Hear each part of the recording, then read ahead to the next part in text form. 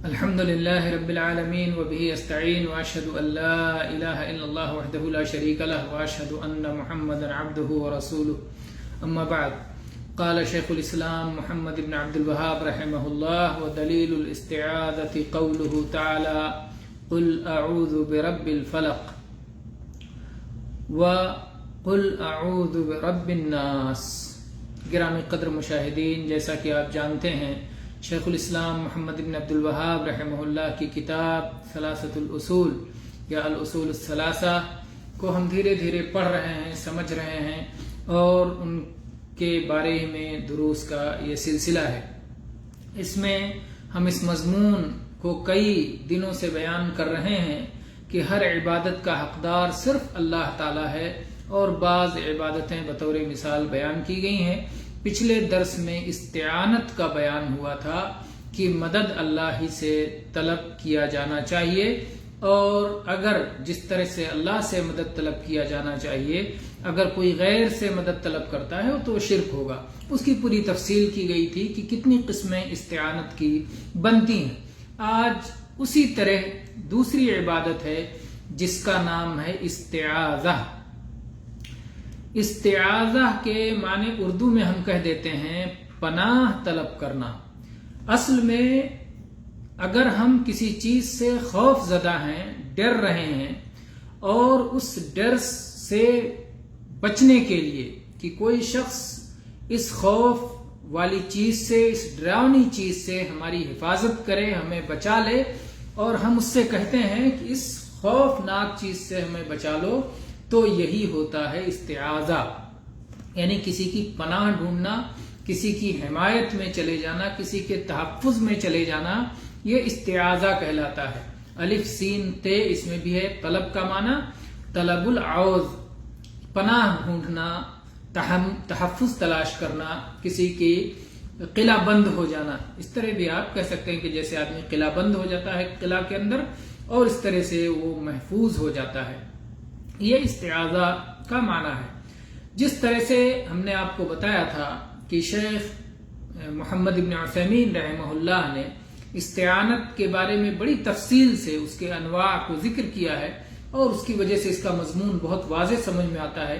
ایسے ہی شیخ نے استعاذہ کو بھی بہت اچھے انداز میں اس کی تمام قسموں اور صورتوں کو وضاحت کے ساتھ ذکر کیا ہے۔ ہم وہیں سے لے کر یہ مضمون آپ کے سامنے رکھ رہے ہیں، بیان کر رہے ہیں۔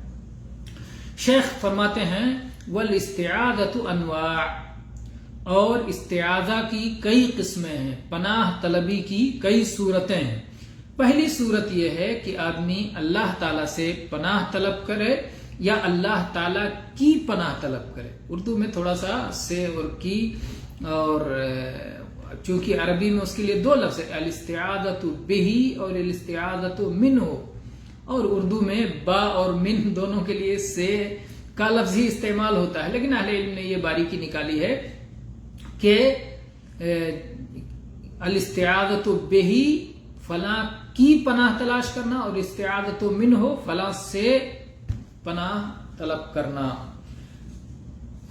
تو پہلی صورت یہ ہے کہ آدمی اللہ کی پناہ تلاش کرے، اللہ کی حفاظت میں جانا چاہے، اور یہ استعاذہ ایسی عبادت ہے کہ جس میں اللہ تعالیٰ کے سامنے بندہ اپنے احتیاج، اپنی مجبوری، اپنی عاجزی، اپنی لاچاری کو ظاہر کرتا ہے، اور اللہ کو مضبوطی سے تھام لیتا ہے، اور یہ عقیدہ رکھتا ہے کہ میرا رب، میرا مالک میرے لیے کافی ہے، اور مجھے ہر مصیبت سے، چاہے وہ موجودہ مصائب ہوں، چاہے وہ مستقبل میں آنے والے مصائب ہوں، چاہے وہ چھوٹی مصیبتیں ہیں، بڑی مصیبتیں ہیں، انسانوں کی جانب سے ہیں، غیر انسان کی جانب سے ہیں، کیسے ہی مصائب و مشکلات، سب سے تحفظ دینے والا اور سب سے حفاظت دینے والا اللہ تعالیٰ ہے۔ اور اس کی دلیل قل اعوذ برب الفلق من شر ما خلق، اللہ تعالیٰ نے تعلیم دی کہ کہیے میں صبح کے رب کی پناہ میں آتا ہوں۔ قل اعوذ برب الفلق، کہیے میں صبح کے رب کی پناہ میں آتا ہوں، من شر ما خلق، ان تمام چیزوں کے شر سے جسے اللہ ہی نے پیدا کیا ہے۔ تو اللہ کی مخلوق، تمام مخلوقات کے شر سے ہم اللہ کی پناہ میں چلے جاتے ہیں یہ دعا پڑھ کر کے. اسی طرح سے قل اعوذ برب الناس، جسے شیخ الاسلام محمد ابن عبد الوہاب رحمہ اللہ نے ان دونوں سورتوں سورہ فلق اور سورہ ناس کی پہلی آیت کو ذکر کر کے پوری سورت کی جانب اشارہ کر دیا. قل اعوذ برب الناس، میں لوگوں کے رب مالک پروردگار کی پناہ میں آتا ہوں. تو یہ استعاذہ کی مشروع صورت ہے، سب سے اعلیٰ صورت ہے. دوسری صورت یہ ہے کہ آدمی اللہ کی صفات میں سے کسی صفت کی پناہ تلاش کرے. اللہ کی عظمت، اللہ کی عزت و جبروت، اللہ کی غلبہ، اللہ کی شان کی پناہ میں آنا چاہے. اور اس کی دلیل وہ احادیث ہیں جس میں اس معنی کی دعائیں موجود ہیں. جیسے کہ اللہ کے نبی صلی اللہ علیہ وسلم نے یہ دعا سکھلائی، اعوذ بکلمات اللہ التامات من شر ما خلق، میں اللہ کے مکمل کلمات کی پناہ میں آتا ہوں ان تمام کے شر سے جنہیں اللہ ہی نے پیدا کیا ہے، اللہ کی تمام مخلوقات کے شر سے. تو یہاں اللہ کے کلمات جو اللہ کی صفت ہیں کی پناہ لی گئی ہے. اسی طرح سے وہ حدیث جو مسند احمد، سنن نسائی وغیرہ میں ہے، یہ حدیث اعوذ بکلمات اللہ التامہ صحیح مسلم کی حدیث ہے. اور اعوذ بعظمتک ان اغتال من تحتی، اے اللہ میں تیری عظمت کی پناہ لیتا ہوں کہ میں اپنے نیچے سے کھینچ لیا جاؤں، یا اپنے نیچے سے، اپنے پیروں کے نیچے سے، قدموں کے نیچے سے کسی مصیبت کا شکار ہو جاؤں. تو یہ مسند احمد اور نسائی کی روایت ہے. اسی طرح سے جو درد و تکلیف کی دعا ہے اس میں اللہ کے نبی صلی اللہ علیہ وسلم نے سکھایا، اعوذ بعزت اللہ وقدرتہ من شر ما اجد واحاذر، مسند احمد، سنن ابی داؤد، سنن ابن ماجہ کی حدیث، کہ میں اللہ کی عزت اور اللہ کی قدرت کی پناہ لیتا ہوں اس درد سے، تکلیف سے جسے میں پا رہا ہوں یا جس کا میں اندیشہ رکھتا ہوں. ان سب تکلیفوں سے میں اللہ کی قدرت و عزت کی پناہ لیتا ہوں. تو ان سب میں آپ دیکھ رہے ہیں کہ اللہ کی کسی صفت کی پناہ حاصل کی گئی ہے. ایسے ہی وہ دعا جس میں اللہ کے نبی صلی اللہ علیہ وسلم نے فرمایا، اعوذ برضاک من سخطک، اے اللہ تیری رضا اور خوشنودی کی پناہ ڈھونڈتا ہوں تیری ناراضگی اور تیرے غضب سے. یہ صحیح مسلم کی حدیث ہے. اسی طرح سے جب قرآن پاک کی آیت نازل ہوئی، قل هو القادر علی ان یبعث علیکم عذابا من فوقکم، کہہ دیجئے کہ وہ اللہ قدرت رکھتا ہے کہ تمہارے اوپر سے عذاب بھیج دے، آگے تمہارے نیچے سے، تمہارے دائیں سے، تمہارے بائیں سے عذاب بھیج دے. تو اس موقع پر اللہ کے نبی صلی اللہ علیہ وسلم نے فرمایا، اعوذ بوجہک، اے اللہ میں تیرے رخ، تیرے چہرے کی پناہ لیتا ہوں. تو چہرہ اور وجہ یہ اللہ کی صفات میں سے. تو ان ساری احادیث اور میں، ان ساری دعاؤں میں اللہ کے کسی صفت کی پناہ لی گئی ہے. تو پہلے ذات الہی کی پناہ اور دوسری صورت صفات الہی کی پناہ حاصل کرنا. تیسری صورت یہ ہے کہ کسی مردے کی پناہ حاصل کرنا یا کسی زندہ کی پناہ حاصل کرنا جو حاضر نہ ہو اور نہ ہی پناہ دینے کی قدرت رکھتا ہو، علیہ السلام، نہ ہی پناہ دینے کی قدرت رکھتا ہو. ایسی صورت میں یہ پناہ حاصل کرنا شرک کہلائے گا. چنانچہ سورہ جن کی آیت نمبر 6 میں اللہ تعالی نے فرمایا ہے، وَأَنَّهُ كَانَ رِجَالٌ مِّنَ الْإِنسِ يَعُوذُونَ بِرِجَالٍ مِّنَ الْجِنِّ فَزَادُوهُمْ رَهَقًا.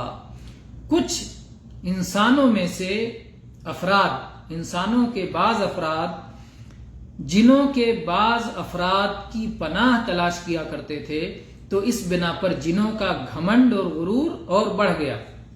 تو یہاں اصل میں ہوتا یہ تھا کہ جاہلیت کے زمانے میں مشرکین عرب جب سفر کرتے تھے اور کسی صحرا میں پڑاؤ ڈالتے تھے تو اس وقت کہتے تھے، اعوذ بسید ھذا الوادی، کہ اس وادی کا جو سردار جن ہے ہم اس کی پناہ میں آتے ہیں کہ جو بیوقوف اور اوباش جن ہیں، جو شریر جن ہیں، ان سے ہماری حفاظت فرمائے. تو جنوں سے جو سردار جن کو مانتے تھے ان کی پناہ ڈھونڈتے تھے، ان شریر جنوں سے، بدماش جنوں سے جو ان کو ستاتے تھے۔ تو اس کی وجہ سے پہلے جن انسانوں سے ڈرتے تھے، لیکن جب انہوں نے دیکھا کہ انسان تو ہماری پناہ تلاش کر رہے ہیں، ہماری حفاظت میں آنا چاہتے ہیں، تو پھر ان کا غرور بڑھ گیا اور پھر وہ خود ہی ستانے لگے، اور انسان جب ان سے سوال کرتا تو چھوڑ کے بھاگ جاتے۔ تو یہ شرک کی ایک شکل ہے، شرک کی ایک صورت ہے، اسلام نے اسے حرام کر دیا ہے۔ اسی موقع پر نبی کریم صلی اللہ علیہ وسلم نے صحابہ کرام کو تعلیم دی کہ جب کوئی شخص کسی وادی میں پڑاؤ ڈالے تو اس موقع پر بجائے اس کے کہ جناتوں کے سردار کی پناہ تلاش کرے، اللہ کے کلمات کی پناہ تلاش کرے۔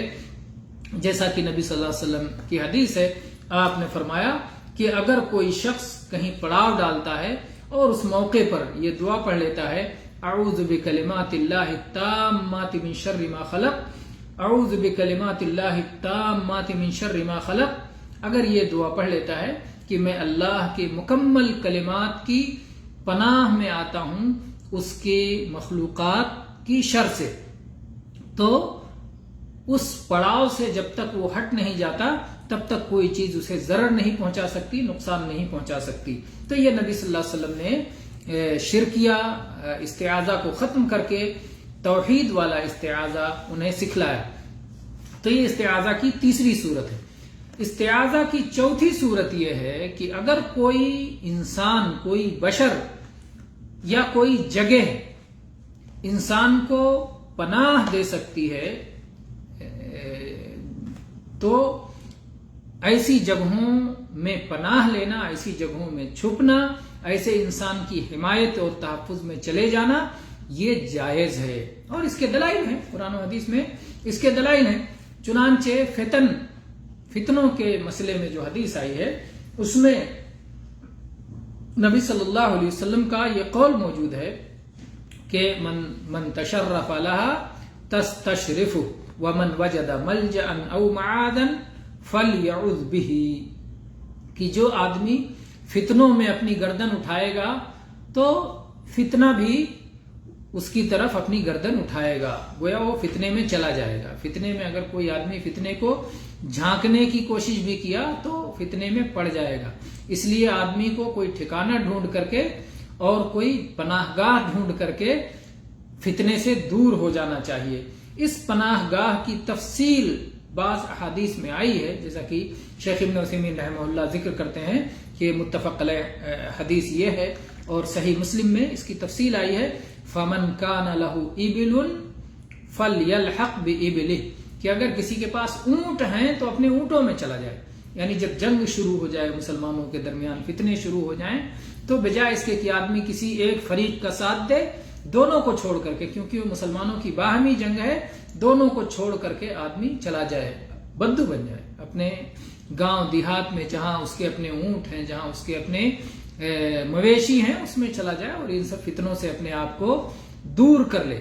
تو یہاں پر جو لفظ استعمال کیا معاذن، پناہ گاہ، جہاں اسے پناہ مل جائے، تو یہ جگہ ہے جو اسے پناہ دینے والی ہے، کیونکہ فتنے جو شہر میں جس طرح سے فتنے ہوتے ہیں، فتنوں کا اتنا اثر دیہات میں اور بدو میں اور ان مقامات پر نہیں ہوتا۔ تو یہ ایک طرح سے پناہ گاہ ہے۔ اسی طرح سے یہ تو ہوئی جگہ کو پناہ گاہ بنانے کی بات۔ فرد کو پناہ گاہ بنانے کے تعلق سے صحیح مسلم ہی کی حدیث ہے، جابر رضی اللہ عنہ کی، کہتے ہیں کہ جب بنو مخزوم کی ایک خاتون نے چوری کی تو وہ نبی صلی اللہ علیہ وسلم کے پاس اسے لایا گیا، چوری کے جرم میں اسے نبی صلی اللہ علیہ وسلم کے پاس لایا گیا کہ چوری کی ہے، اور اگر چوری ثابت ہو گیا تو اس کا ہاتھ کاٹ دیا جائے گا۔ فعادت بأم سلمہ، تو ام سلمہ رضی اللہ عنہا کی پناہ اس نے لی۔ تو یہاں فرد سے پناہ لینے کی بات ہے، یہ صحیح مسلم کی حدیث ہے۔ اسی طرح سے صحیح مسلم میں یہ حدیث بھی ہے، ام سلمہ رضی اللہ عنہا کی روایت، کہتے ہیں یعوذ عائذ بالبیت فیبعث الیہ بعث، کہ ایک پناہ لینے والا بیت اللہ میں پناہ لے گا تو اس کی طرف لشکر بھیجا جائے گا۔ تو یہ سب میں دیکھیں کہ جگہ کی پناہ کا ذکر ہے۔ شیخ ابن عثیمین رحمہ اللہ فرماتے ہیں کہ اگر کوئی شخص کسی ظالم کے شر سے پناہ تلاش کرے تو اسے ٹھکانہ دینا ضروری ہے، جتنا ممکن ہے، ممکن حد تک اسے ٹھکانہ دینا ضروری ہے۔ لیکن اگر کوئی شخص کوئی حرام کام کرنے کے لیے پناہ تلاش کر رہا ہے یا کسی فرض سے بھاگنے کے لیے پناہ تلاش کر رہا ہے، تو ایسی صورت میں ایسے شخص کو پناہ دینا حرام ہے۔ تو یہ استعاذہ کی مختلف صورتیں ہیں اور ان کا شرعی حکم ہے۔ واللہ تعالی عالم، والحمد للہ رب العالمین، وصلی اللہ علی نبینا وسلم۔